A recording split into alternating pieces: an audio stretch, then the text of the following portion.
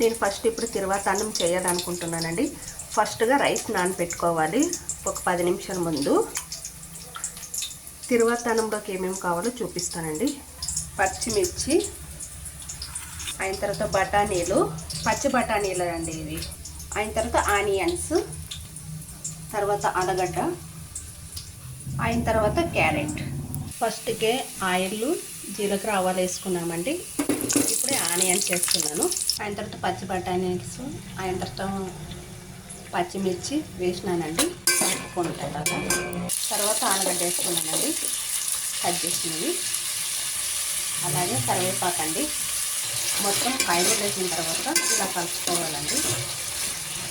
అలాగే కొద్దిగా సాల్ట్ వేసుకోవాలండి.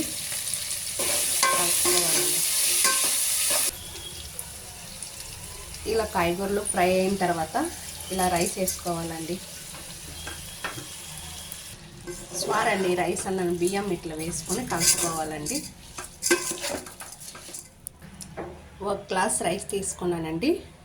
ఈ గ్లాస్తో 2.5 వాటర్ వేసుకోవాలండి.